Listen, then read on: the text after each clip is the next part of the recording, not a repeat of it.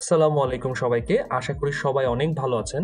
আজকে আমরা কথা বলবো ইংরেজি শিখতে আমাদের এত সমস্যা হয় কেন এই বিষয়টি নিয়ে। আপনারা হয়তোবা খেয়াল করে থাকবেন যে আমরা ক্লাস 1 থেকে শুরু করে ইন্টারমিডিয়েট পর্যন্ত ইংরেজি ইংরেজি পড়ি এবং যারা বিশ্ববিদ্যালয়ে ভর্তি হই তারা আরও 4 থেকে 5 বছর ইংরেজিতে অধ্যয়ন করেন, পড়েন, লিখেন, বলেন। মোটা দাগে 12 থেকে 17 বছর আমরা ইংরেজির পেছনে অতিবাহিত করি। তারপরও দেখা যায় যে আমরা ইংরেজিটা ভালো করে শিখতে পারি না। মানে একটা প্রশ্ন হলো যে একটা ল্যাঙ্গুয়েজ শিখতে কি 17 বছর সময় লাগার কথা? পৃথিবীতে এমন অনেক মানুষ আছেন যারা একই সাথে তাদের এই ক্ষুদ্র জীবনে 6 থেকে 7টা ল্যাঙ্গুয়েজ খুব ভালোভাবে জানেন। তাদেরও যদি প্রত্যেকটা ল্যাঙ্গুয়েজ শিখতে 12 থেকে 17 বছর সময় লাগতো তাহলে তারা এতগুলো ল্যাঙ্গুয়েজ শিখতে পারতেন না। অর্থাৎ কোনো একটা ভাষা শেখার নিশ্চিতভাবে কোনো শর্টকাট ওয়ে আছে, কোনো পদ্ধতি আছে, যেই পদ্ধতিটা আমরা ব্যবহার করছি না বলেই ইংরেজি শিখতে আমাদের এত লম্বা সময় লাগছে। তাহলে ইংরেজি শিখতে আমাদের এত সমস্যা হয় কেন? জায়গাটাতে আমরা ভুল করি, এই জিনিসটা নিয়েই মূলত আলোচনা করব। আমি আমার জীবনে অনেক স্টুডেন্ট পড়িয়েছি, আমি আমার ফ্রেন্ডদেরকে হেল্প করেছি, আমি ব্যক্তিগতভাবে ইংরেজি নিয়ে একটা লম্বা সময় স্ট্রাগল করেছি। সে অভিজ্ঞতা বলে যে ইংরেজি শিখতে আমাদের এত সমস্যা হয় দুইটা কারণে। এক, ছোটবেলা থেকে আমরা গ্রামারের উপর এক্সেসিভ ইম্পর্টেন্স দেই, এবং 2 নাম্বার, আমাদের ইংরেজি শেখার যে মেথডটা সেই মেথডটা একেবারেই ভুল একটা মেথড। এইভাবে করে আসলে একটা ল্যাঙ্গুয়েজ শেখা যায় না। তাহলে চলেন আমরা একটা একটা করে দেখি যে এই ভুলগুলো আমরা কিভাবে করেছি। তবে আসেন, এক্সেসিভ ইম্পর্টেন্স অন গ্রামার। দেখেন, ছোটবেলা থেকে আমরা একদমই ক্লাস 1 থেকে শুরু করে আমাদের ইন্টারমিডিয়েট পর্যন্ত আমরা সবসময় গ্রামারকে প্রায়োরিটি দিয়েছি। আমরা মনে করেছি আমরা যদি গ্রামার ভালোভাবে পারি তাহলে মনে হয় আমি ভালোভাবে বলতে পারবো, লিখতে পারবো, পড়ে বুঝতে পারবো, এবং আমাদের গ্রামার নিয়েই আমরা সবচেয়ে বেশি হীনমন্যতায় ভুগি। এবং আমরা মনে করি যে আমি যদি গ্রামাটিক্যাল একটা ভালো ভুল একটা মিস্টেক করি গ্রামাটিক্যাল, তাহলে একেবারেই আমার ইংরেজ লেখাটা ধ্বংস হয়ে গেল। এই জন্য ছোটবেলা থেকে আমরা গ্রামারের উপর এক্সেসিভ ইম্পর্টেন্স দিয়ে আসতেছি। তো আমি আপনাদের ছোট উদাহরণ দিই। ধরেন, স্ক্রিনে যে লেখাটা আছে, despite the overwhelming evidence presented during the trial which depicted a clear violation of the law, the jury, influenced by their preconceived notions and societal biases, reached a verdict that left many questioning the integrity of the judicial system. এই সেন্টেন্সটা যখন আপনার কাছে এসছে, শুধুমাত্র grammar জানলেই আপনি এই সেন্টেন্সটার অ্যান্সার করতে পারবেন না। শুধুমাত্র যদি গ্রামার আপনি হাফেজ হন এবং গ্রামারের সব কিছু খুঁটিনাটি আপনার মুখস্থ থাকে, তারপরেও আপনি সেন্টেন্সটার মিনিং কি সেটা বুঝতে পারবেন না, অথবা এই ধরনের একটা সেন্টেন্স আপনি লিখতে পারবেন না। এইটা তো মোটামুটি সহজ এই অর্থে যে এখানে শব্দগুলো যারা একটু ইংরেজি ঘাটাঘাটি করেন তাদের কাছে পরিচিত, কিন্তু একই সেন্টেন্স, একই আইডিয়া যদি আরও একটু কঠিন সেন্টেন্স দিয়ে আমি লিখতে যাই, now it's standing that the preponderance of evidence adduced during the trial, oh my god, মানে এটা আমার নিজের কাছে বলতেই খুব উইয়ার্ড লাগছে। অনেক শব্দ, যে শব্দগুলো আমি নিজেও অনেকগুলো জানি না এই সেন্টেন্সে আছে। তাহলে এই ওয়ার্ডটা, এই সেন্টেন্সটা আপনি যদি শুধুমাত্র গ্রামার দিয়ে সলভ করতে যান আপনি পারবেন না। তাহলে এই সেন্টেন্সটা যদি আপনি বুঝতে চান, আপনার কি লাগবে? এক হচ্ছে ভালো ভোক্যাব লাগবে, আপনার ভোক্যাবে আপনার ভালো হইতে হবে, সেন্টেন্সের প্রত্যেকটা ওয়ার্ডের মিনিং আপনাকে খুব ভালোভাবে জানতে হবে। আরেকটা হচ্ছে খুব ইম্পর্টেন্টলি, সেটা হচ্ছে সিনট্যাক্স, অর্থাৎ সেন্টেন্সের স্ট্রাকচারটা কি সেইটা আমাদের খুব ভালোভাবে জানতে হবে। ধরেন এই সেন্টেন্সটা, notwithstanding that preponderance adduced, তারপর হচ্ছে unequivocally অথবা flagrant, তারপর হচ্ছে preconceptions, স্ক্রুটিনি, এই ওয়ার্ডগুলো যদি আপনি না জানেন, এই ওয়ার্ডের মিনিং যদি আপনি না জানেন, তাহলে এইখানে এটা শুধুমাত্র এটা টেন্স বুঝে, গ্রামার বুঝে আপনি সেন্টেন্সের মিনিংটা করতে পারবেন না। তার মানে আমার ইংরেজি পারার একটা গুরুত্বপূর্ণ শর্ত হচ্ছে ভোক্যাব। 2 নম্বর হচ্ছে সেন্টেন্সের স্ট্রাকচার। দেখেন, সেন্টেন্সে অনেকগুলো ফ্রেজ এন্ড ক্লজ আছে।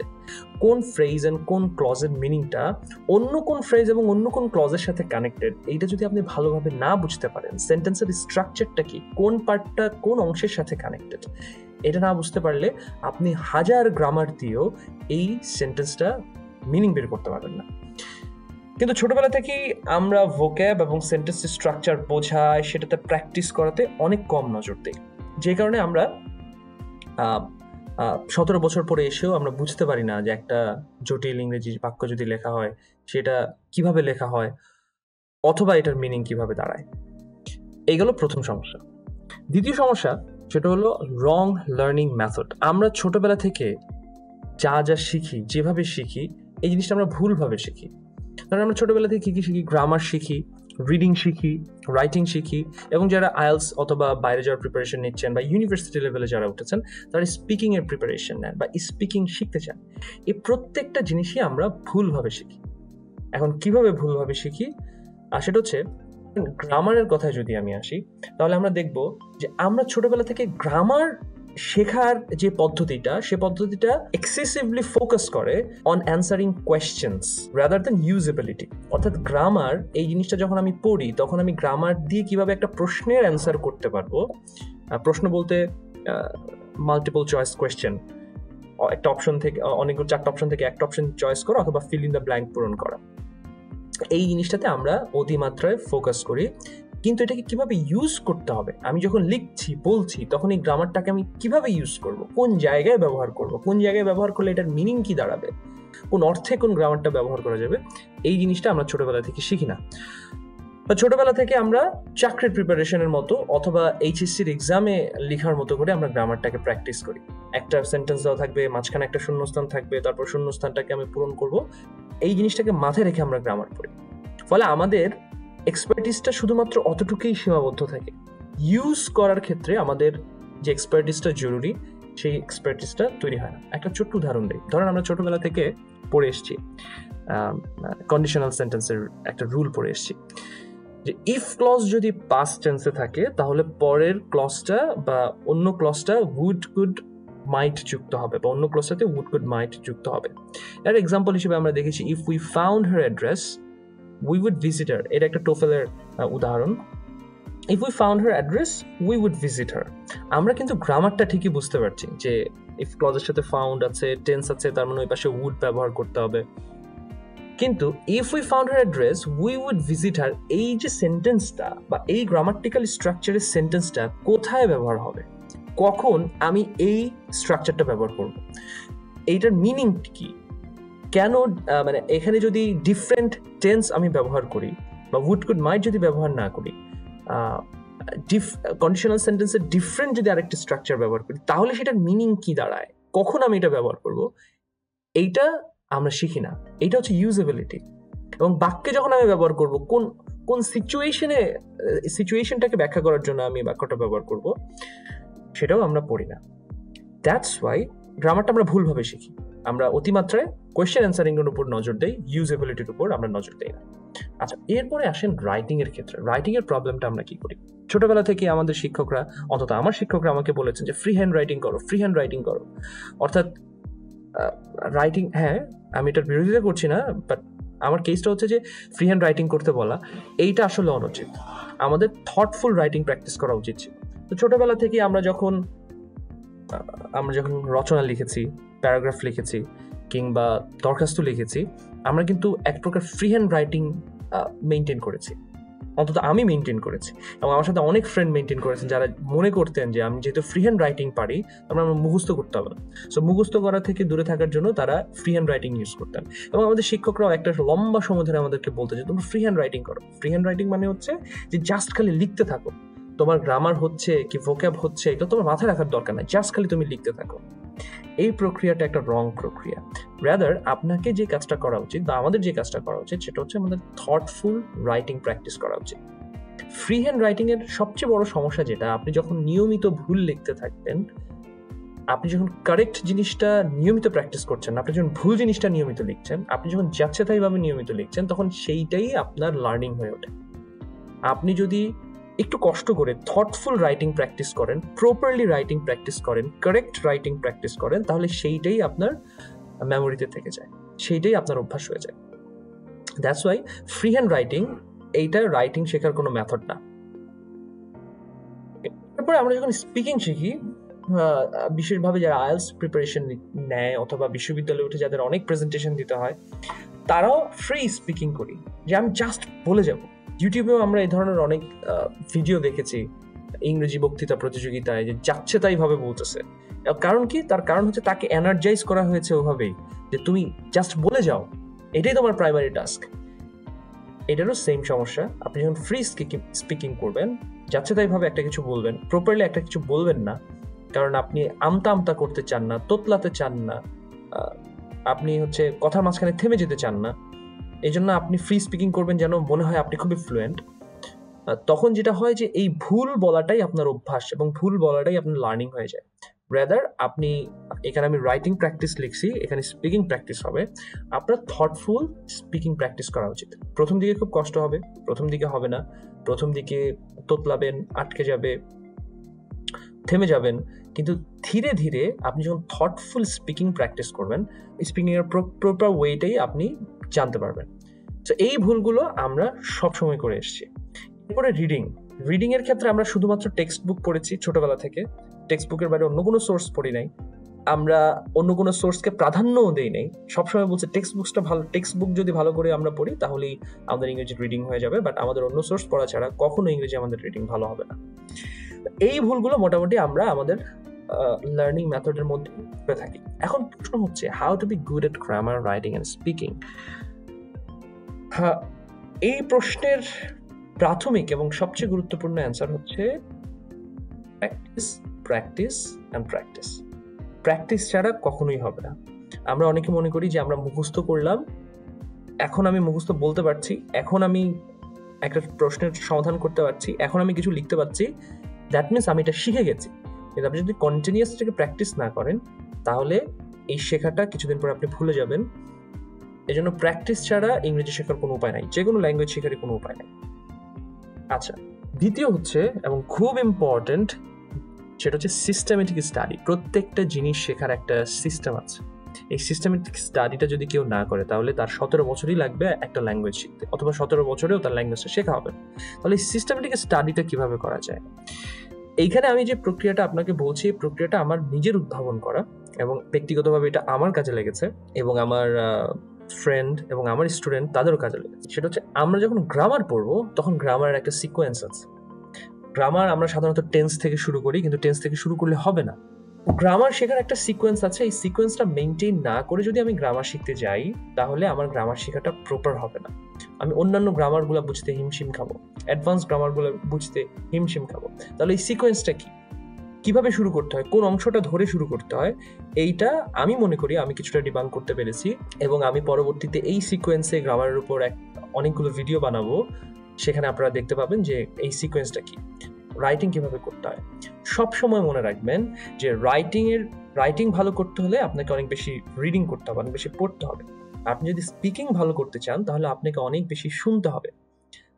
এটা একটা সূত্রের মতো কাজ করে। আমি জানি এটার উপর কোনো সায়েন্টিফিক কাজ আছে কিনা, এটা এম্পিরিক্যালি প্রুভেন কিনা, বাট আমি দেখেছি এটা আমার কাজ করেছে, এবং আমি যাদেরকে কনসালটেন্সি করেছি তাদের জন্য সেম জিনিসটা কাজ করেছে। আপনি বেশি পড়লে ভালো লিখতে পারবেন, বেশি শুনলে ভালো বলতে পারবেন। অনেকে আছে আমাদের মধ্যে যারা ইংরেজি নোভেল পড়তে তাদের কোনো প্রবলেম নাই, কিন্তু যখন লিখতে বসে তখন তাদের প্রবলেম হয়।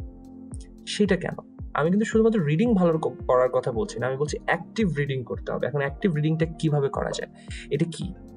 অ্যাক্টিভ রিডিং মানে হচ্ছে যে সাধারণত আমরা যখন কোনো একটা ইংলিশ নোভেল পড়ি, কোনো একটা পত্রিকার আর্টিকেল পড়ি, একটা সায়েন্টিফিক জার্নাল পড়ি, অথবা এমনি যা কিছু পড়ি না কেন, আমরা শুধুমাত্র মেইন স্টোরিটা, মেইন ঘটনাটার উপর ফোকাস করি, কি বললো কন্টেন্টের উপর ফোকাস করি।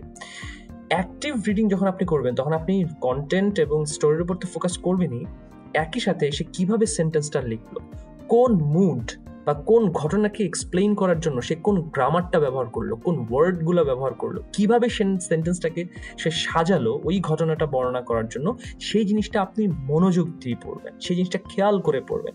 কিভাবে সেন্টেন্সটা শুরু করলো, কিভাবে শেষ করলো, মাঝখানে কি ব্যবহার করলো, কোন ওয়ার্ডগুলোকে একটা রাইটার প্রেফার করলো কোন একটা ইনসিডেন্টকে এক্সপ্লেইন করার জন্য। এইভাবে অ্যাক্টিভ রিডিং যদি আপনি করেন, তাহলে আপনি দেখবেন যে হুড় করে আপনার রাইটিং স্কিল বৃদ্ধি পাচ্ছে এবং এক্সপোনেনশিয়ালি বৃদ্ধি পায়। এবং রাইটিং এর জন্য আলাদা কিছু রুলস এন্ড রেগুলেশনস আছে, যেটাকে আমি এখানে গ্রামার অফ রাইটিং বলছি। সেই গ্রামার অফ রাইটিংটা যদি আপনি ভালোভাবে আয়ত্ত করতে পারেন, যেটা আমরা শিখি না, আমরা জাস্ট অনেকে যাদের গ্রামার ভালো, রিডিংয়েও ভালো, অনেকে অ্যাক্টিভ রিডিংও করেন, বাট রাইটিং এর গ্রামারটাকে ফলো না করার কারণে তাদের রাইটিংটা সুন্দর হয় না। সো এটা আমাদের যদি আমরা জানি, যে জিনিসটা অবশ্যই পরবর্তী ভিডিওগুলোতে আমরা জানার চেষ্টা করব, তাহলে আমরা রাইটিংটা ভালো হবে। স্পিকিং এর জন্য এগেইন অ্যাক্টিভ লিসেনিং করতে হবে, অর্থাৎ আপনি যখন একটা পডকাস্ট শুনছেন, অথবা কোনো একটা কমেডি শো দেখছেন, অথবা কোনো একটা ফিল্ম দেখছেন, অথবা কোনো একটা লেকচার শুনছেন, অথবা কোনো একটা হাউ টু ভিডিও দেখছেন, তখন অ্যাক্টিভ লিসেনিং করতে হবে। কন্টেন্টের উপর ফোকাস না করে সে কি বলছে, কিভাবে করে একটা সেন্টেন্স থেকে আরেকটা সেন্টেন্সে যাচ্ছে, তার ভয়েসের ওঠানামা কখন কেমন হচ্ছে, সে কোন ওয়ার্ডগুলা ব্যবহার করছে একটা বলার ক্ষেত্রে, কিভাবে করে সেন্টেন্সটা সাজাচ্ছে, এই জিনিসগুলো খেয়াল করে যখন আপনি শুনবেন, তখন আপনার স্পিকিং ভালো হবে। স্পিকিং এর জন্য সবচেয়ে গুরুত্বপূর্ণ হচ্ছে প্র্যাকটিসিং। আপনি সেটা শুনলেন, আপনি সেটার উপর প্র্যাকটিস করবেন, এবং সবচেয়ে ভালো হয় এবং সবচেয়ে বেটার স্টাইল অফ প্র্যাকটিসিং, যেটা আমি খেয়াল করেছি, আপনি যখন কোনো একটা কিছু শুনলেন, সেটা অ্যাক্টিভলি লিসেনিং এর পর আপনি সেটাকে সামারাইজ করার চেষ্টা করবেন নিজের মতো। এই প্র্যাকটিসিংটা আপনাকে অনেক বেশি পাওয়ারফুল করে তুলবে স্পিকিং এর ক্ষেত্রে। রিডিং এর ক্ষেত্রে জিনিসটা খুবই সহজ এবং খুবই প্লেন। সেটা হচ্ছে আপনাকে অনেক ভোক্যাব লাগবে, অনেক ওয়ার্ড জানতে হবে। অনেক ওয়ার্ড জানার চেয়ে গুরুত্বপূর্ণ ওয়ার্ডগুলো অ্যাটলিস্ট জানতে হবে, অথবা ওই রিডিংয়ে যে ওয়ার্ডগুলো ব্যবহার করেছে প্রত্যেকটা ওয়ার্ড আপনাকে জানতে হবে এবং সিনট্যাক্স জানতে হবে। ওই লেখাটা মধ্যে যে বাক্যগুলো ব্যবহার করা হয়েছে, সেই বাক্যগুলোর স্ট্রাকচারটা আপনাকে বুঝতে হবে, কোনটা ক্লজ, কোনটা ফ্রেজ, কোনটা কিভাবে আরেকটার সাথে কানেক্টেড হচ্ছে। এই জিনিসগুলো যদি আপনি বোঝেন, তাহলে আপনার রিডিং ভালো হয়ে যাবে। সো এইভাবে করে আমরা মোটামুটি বুঝতে পারবো যে কিভাবে করে আমরা এই পুরো আমাদের যেই প্রবলেমগুলো আছে, সেই প্রবলেমগুলো থেকে, বা ইংরেজি শেখার ক্ষেত্রে আমরা যে প্রবলেমগুলোতে পড়ি, সেই প্রবলেমগুলো থেকে বের হয়ে আসতে পারবো। সো আশা করি আমরা মোটামুটি বুঝতে পারলাম ইংরেজি শিখতে কেন আমাদের এত সমস্যা হয়, কিভাবে আমরা এটা থেকে বের হয়ে আসতে পারবো।